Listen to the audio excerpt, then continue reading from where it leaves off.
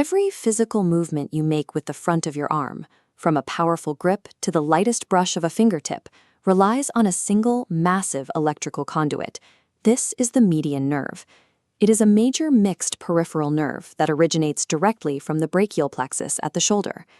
As a mixed nerve, it executes three vital functional mandates: supplying power to the flexor muscles of the forearm, controlling the fine motor thenar muscles at the base of the thumb, and wiring the sensory feedback for the lateral side of the palm and digits. Looking at this technical diagram mapping the median nerve, we see the sheer physical scale of its route spanning the entire upper limb. Right at its origin, it draws fibers covering root values C5 through T1, merging the lateral and medial roots. The functional utility of this nerve is entirely dictated by its physical geography. Because its structural pathway is so strictly defined, mastering this regional map allows clinicians to perfectly predict complex hand pathologies simply by tracing the circuitry.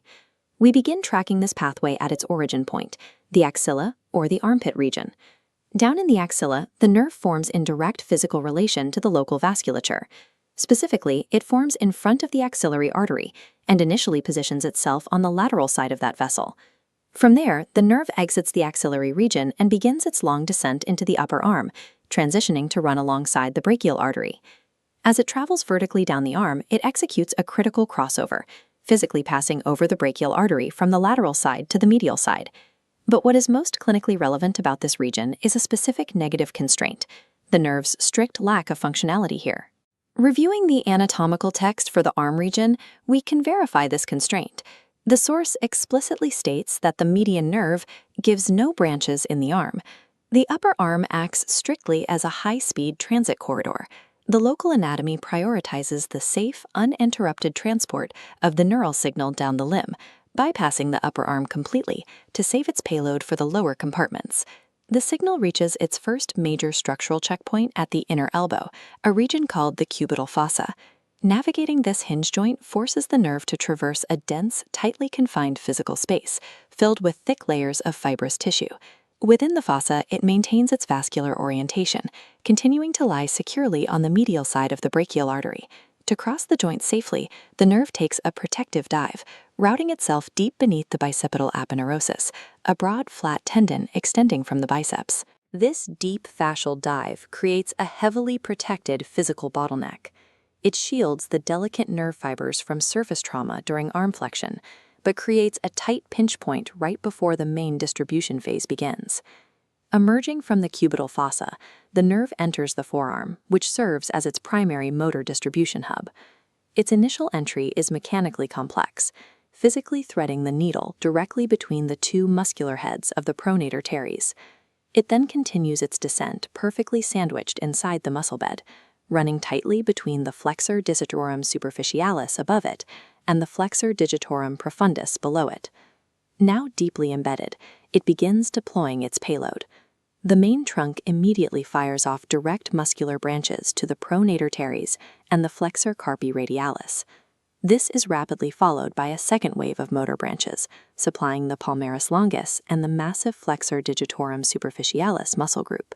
Looking at the primary anatomical record for forearm branches, we see this exact sequence of dense muscular targets listed, confirming the sheer volume of motor commands offloaded in this single region. But the main trunk doesn't work alone here. Further down the list, we identify two highly specialized subbranches diverging within the forearm: the anterior interosseous nerve and the palmar cutaneous branch. Returning to our distribution diagram, we can trace the anterior interosseous nerve splitting off horizontally. This specific branch dives downward to supply the deep flexors, dictating movement for the flexor pollicis longus and the lateral half of the flexor digitorum profundus. Meanwhile, the palmar cutaneous branch takes a separate, superficial route, traveling safely above the heavy wrist structures to provide early sensory coverage to the palm. By the time the main median trunk finally approaches the wrist, it has expended a massive percentage of its total neural volume, structurally wiring the mechanics of forearm flexion. The depleted, but still highly functional trunk now arrives at the final geographic checkpoint, the wrist. To enter the hand, the nerve must force its way through an intensely confined osteofascial space known as the carpal tunnel, surrounded entirely by rigid bone and unyielding ligaments. Immediately upon exiting this tunnel, the nerve fragments, dividing into its terminal, specialized hand branches. On the diagram, we can isolate a column of critical motor offshoots right at the base of the thumb, the recurrent branch. This specific branch serves as the final motor lifeline for the hand, looping back to exclusively target the thenar muscles, the opponent's pollicis, abductor pollicis brevis, and flexor pollicis brevis. Below that motor turnoff, the remaining fibers splay out into the digital cutaneous branches.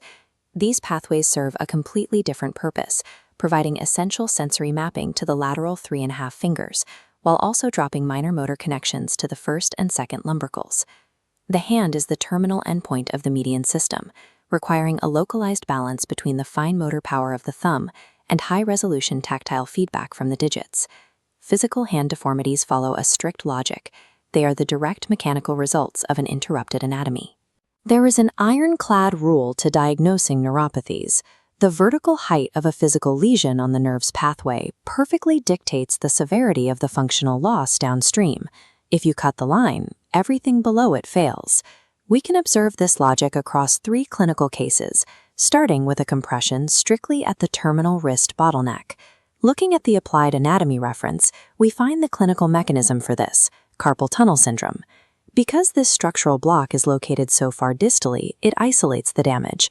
The patient experiences numbness in the specific mapped digits and weakness in the thenar muscles, but their massive forearm flexor hub remains perfectly intact because those branches fired off higher up the chain. Next, consider a mid-level compression located higher up in the forearm region.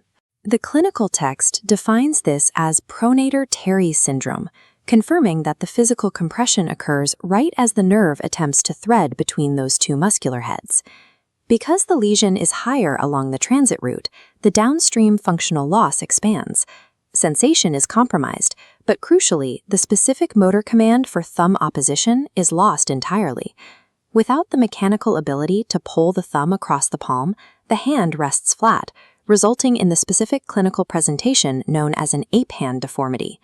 Finally, observe a catastrophic proximal injury, located high up in the axilla or upper arm transit corridor.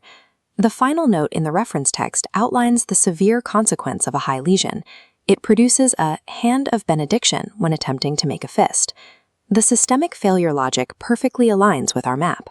By cutting the main transit line high in the arm, the entire downstream flexor hub in the forearm is wiped out, taking the wrist and hand targets with it. When the patient attempts to close their hand, the profound loss of motor innervation prevents the index and middle fingers from flexing, leaving them physically stranded in an extended benediction-like posture. Physical anatomy dictates clinical reality. By tracing the regional pathway of the median nerve, a clinician can isolate a specific injury.